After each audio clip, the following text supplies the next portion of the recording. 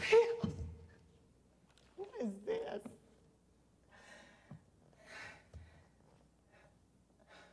What is this, observation day at rehab? Sandy dead at 44. Front page of the Sun. They can't even wait till you're dead. The minute they cart you off with an accidental overdose, they kill you off and print it on the front page of the paper, don't they? What does it say? Televangelist superstar Sandy Sheets dropped dead of an overdose of Halcyon and Seconal while taping her $100 Club Christmas special, Christmas Without Daddy, dedicated to Woody Allen, in what appears to be a successful suicide attempt. Successful, wasn't there? Miss Sheets left no note. There is too a note. It's under the Holy Judas altar right on the set. Why haven't they found it yet? Miss Sheets was born in Tupelo, Mississippi, sang country music in a topless bar until she found Jesus and got a job on the Good Old Gospel Hour radio show as a backup singer from 1967 until 72, when she landed her own half-hour television show right out of Nashville. That was the best time of my life right there, that half-hour show out of Nashville. I should have just kept that, been satisfied.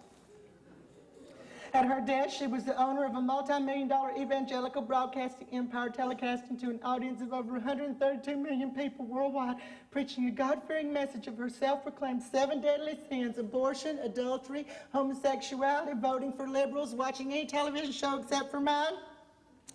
They've got them in the wrong order: alcohol and drugs, and the worst sin of all, stinginess towards God's kingdom. This sin was usually followed by an impassioned plea for money to help Sandy fight the evils in the world. Married 3 times, been to Betty Ford Rehabilitation Clinic for drug and alcohol abuse 4 times. They didn't have to print that. Miss Sheets was in the midst of her first major sex scandal with Pat Robertson, reported to be obsessed with Miss Sheets for years, allegedly drugged her glass of white wine with a strong sedative, took advantage of her in the back of an official church van. That's exactly what happened. Left her on Myrtle Beach wrapped in a sheet. Miss Sheets, awoke among reporters, declined comment, and made her way to her South Carolina studios, where she spent her final weeks. Miss Sheets is survived by her pedigree miniature poodle, Ezekiel. Because he has visions from God and his own brand of heavenly hash dog food. A memorial celebration is being planned at her amusement park, Sandyland, at Kingdom Palace next Thursday. Pop idol sex symbol Madonna was quoted as saying, "I was saved on Sandy's last telecast and have been called by God to take over her ministry." That bitch over my dead body! Let me out of here! Let me out of here now before Madonna tries to kill me! That's what she's trying to do, just like they did to Marilyn Monroe. They're trying to kill me. They're trying to kill me so Madonna can take over my empire. What is this? Are there more papers here? I don't want to play any rehab games. I don't want to play any rehab games. Questions about my life. I'm supposed to pretend like I'm dead. They're the wrong questions, honey. I'm telling you, I know I'm being observed. I can see, and I can also see that the doctors are looking at me through video. I'm not going to answer them. I'm not going to answer any questions that are that stupid because, first of all, it would not be a bus. It would be a limousine. And there would be curtain and rug samples right here for me to start decorating my mansion in the sky.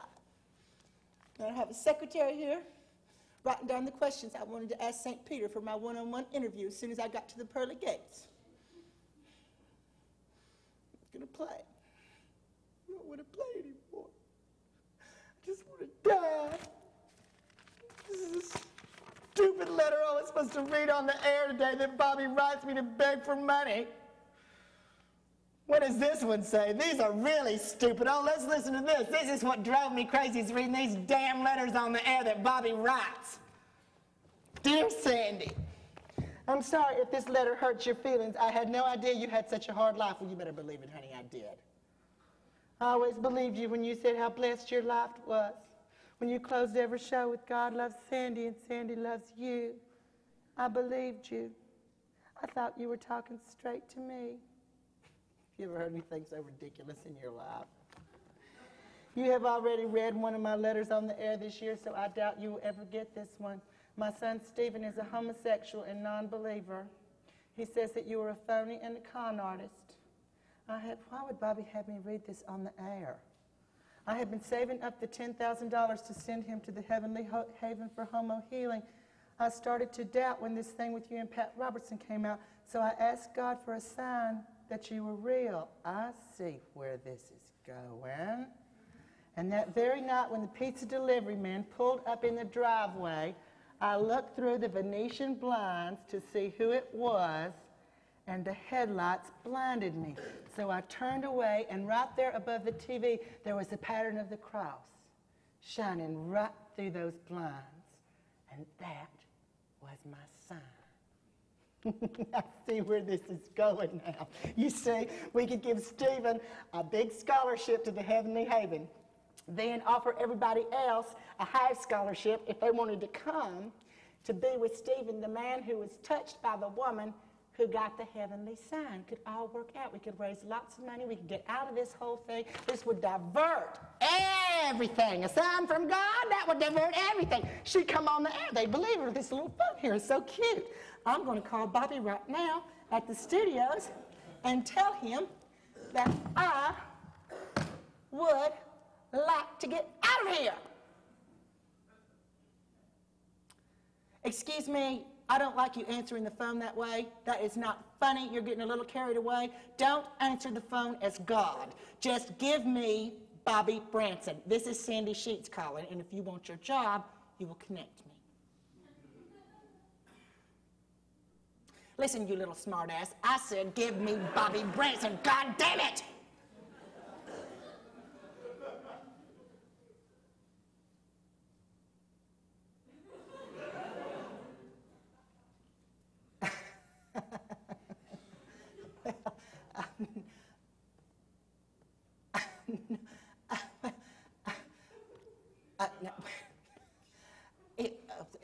It was the bus that threw me. I expected so God, how you doing?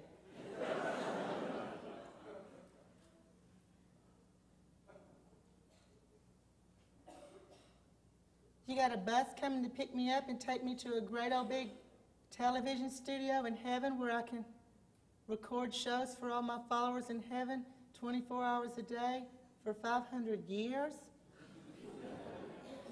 Then I come up for review? What's that for?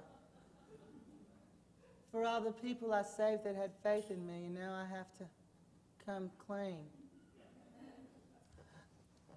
But so what about my mansion? Do I go there on weekends or something? There's no mansion?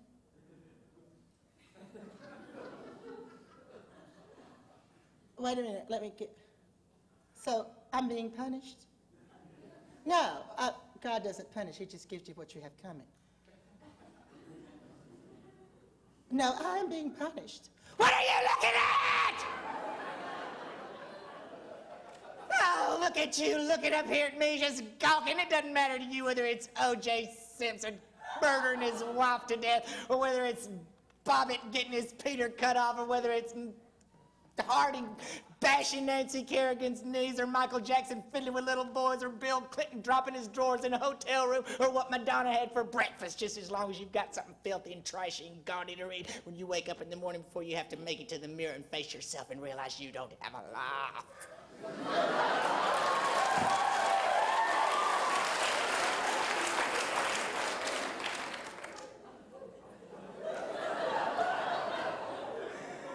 That you're empty. That we're all so empty. I wanted to be good. I did. Everybody's born good. I guess some of us just keep it a few minutes. It's like a little lamb along the path. And you see little red berry, and you want a bite of it. And the next thing you know, you're in the woods dark and cold and alone and afraid.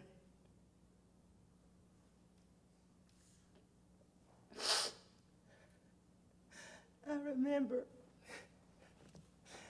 remember the night that Elvis died, and Mama locked herself in the bedroom. She wouldn't talk to nobody. Didn't come out for 2 days. Aunt Geneva called and said, "Is Mama all right?" I said, "She's locked in the bedroom." She said, "Well, I want to come by and comfort the family, but I don't have time to make anything. You think if I stopped by the Colonel and picked up a bucket and wrapped it in tinfoil, anybody'd notice?" I said, "No, they wouldn't notice. Come on over." About that time, Mama Watkins pulled that big old buckle shoe off of her foot. She chucked it right at that TV, and she said, "What does it come to when we worship the King and not the Creator?" Don't you see? We've replaced God with stars. Michael Jackson, Oprah Winfrey, Madonna, and me, Sandy Sheets. What has the world come to? I deserve to die. I deserve to go straight to hell. Just take me straight to hell, God. I want to go. Burn the Sandy Sheets doll. Burn every bit of it. Burn the empire down. Strike it with hellfire. Just burn me. I hate my life. I want to die.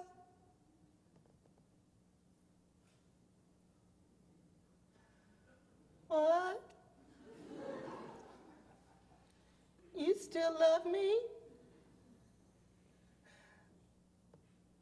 It's not me that's bad. It's that I'm just a sign of everything that's wrong with the world. Isn't that sweet? You can start my heart back pumping and send me back. I just have to repent and give all the money back. And I can't preach hate, fear, guilt, and intolerance anymore? Well, what will I preach?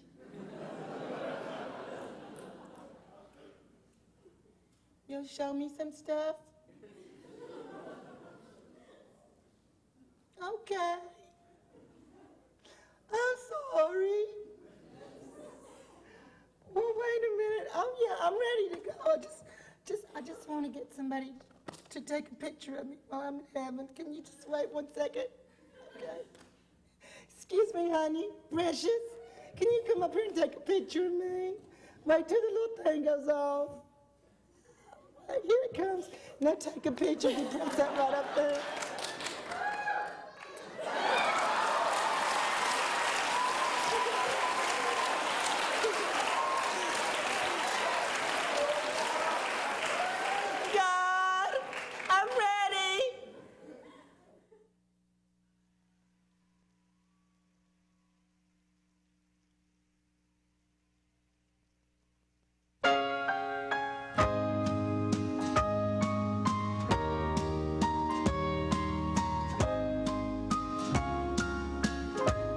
One day at a time, sweet Jesus, that's all I'm asking from you. Just give me.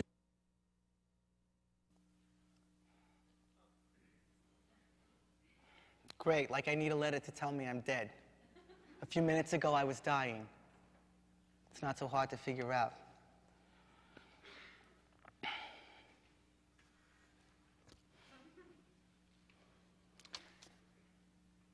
I felt myself go. Timothy was there. Doctor had given me like a week to live, and I just couldn't take the pain anymore. So I took control, as always, Mr. Control. I controlled myself to death. This is really ridiculous. Like, here I am in an eternity. Least I could have done was charter a plane. I don't believe this. I think this is some sort of, what do they call those hallucinatory experiences that you have? It's like, then you get like a white light, and then, you know, it's like, I don't know about this. First name. You should like this one. Adam. Adam, you have a special responsibility to your family. You're named after the first man God ever made, and your great-grandpa Perlman. Grandma Perlman. Last name, Cristiano, a good Italian name. My grandfather, Cristiano. Cause of death, AIDS. Great disease, gotta hand it to you. Denomination. Gee, I don't really know what denomination I am. I mean, my father is Catholic. My mother is half Jewish and half Presbyterian. Her mother, my grandmother, is Jewish, so by Jewish law, I would be Jewish. Except my grandma divorced the Presbyterian, married an Orthodox Jew, so my mother converted from Presbyterian to Jewish. She married a Catholic, so I was raised Catholic. So, I mean, does that explain how I really don't know what I am? I mean, does it go by heredity, or do you get to pick? It's like really funny. In Hebrew school, they have this one name for God that you can't say. It's like they spell it so you can't say it. It means God apart from us. You say this word, you get struck down dead. Yahweh, Yahweh, Yahweh!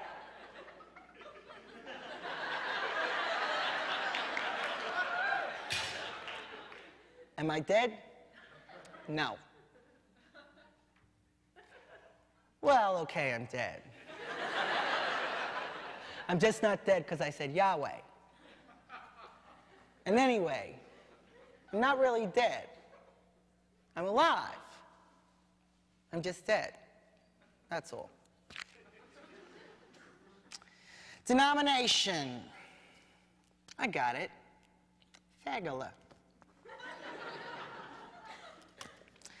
Destination. How about queer heaven? Sounds cute. I mean, I think God has a sense of humor. Look at the world. Education. Education is a really tough one, you know, because it's like, I don't know how it is for heterosexuals, but for gay people, your education is totally intertwined with your sexuality completely. Because it's like first grade that you realize you're different. Up until then, it was okay to play with girls. All of a sudden in first grade, it's not okay to play with girls. It's not okay to look forward to music class. It's not okay to love art class, to relish library day. It's not okay. So you realize you're different, and you're branded as a sissy, and this hurts.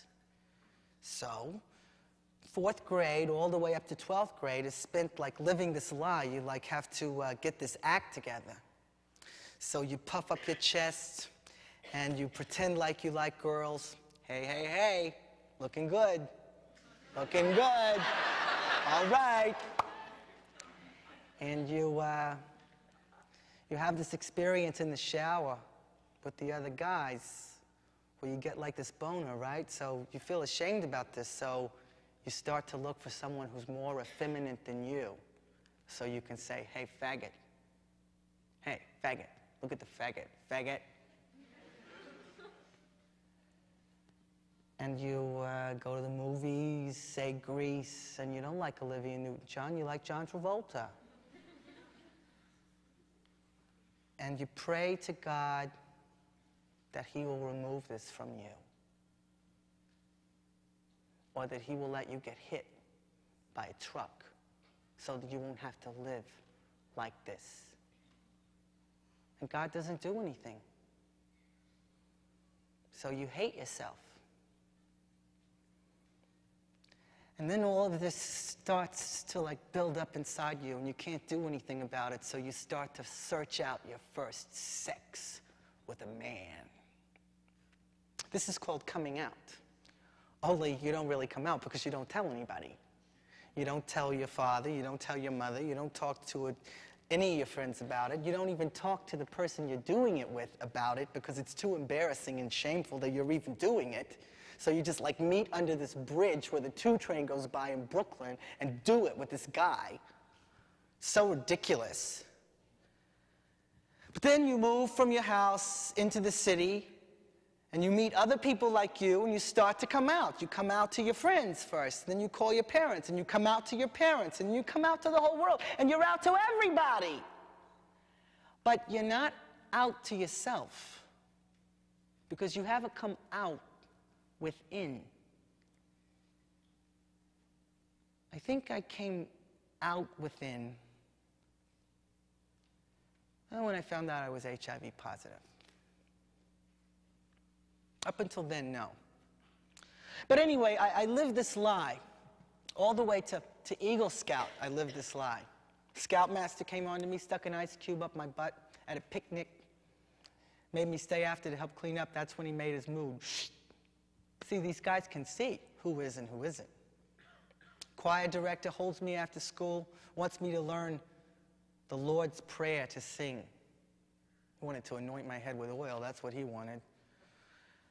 So I finally decided that I couldn't live like this because I was bringing this on myself. It was obviously had to be my fault. These guys were coming on to me all the time, so I decided to dedicate my life to Jesus Christ.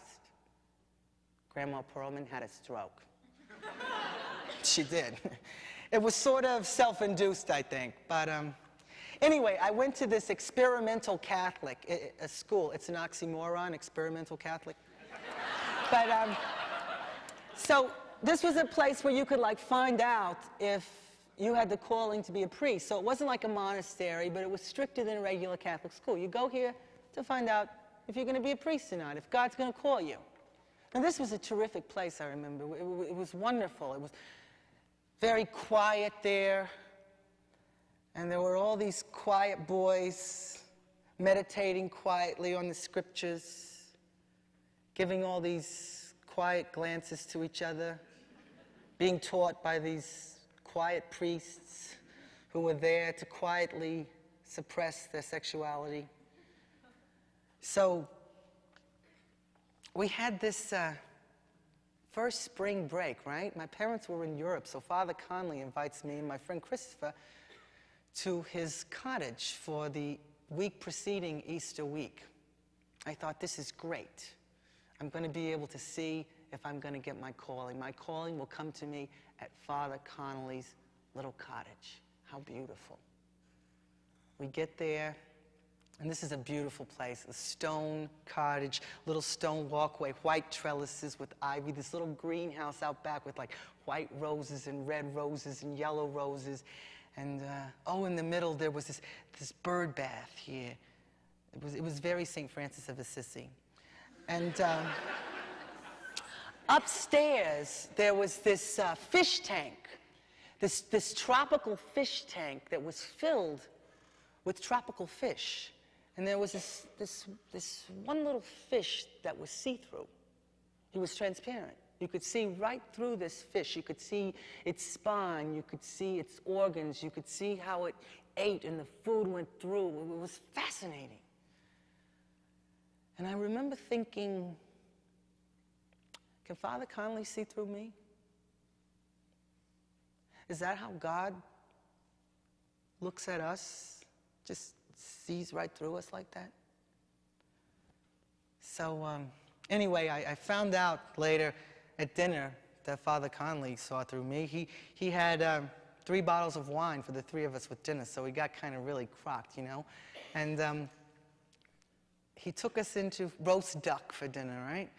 Takes us into this library, shows us these art books, Leonardo da Vinci, Michelangelo, Art and the Church, right? He shows us the David. Found out later that both Leonardo and Michelangelo were gay, and the model for the David was Da Vinci's lover. Go figure, Father Connolly didn't tell us that.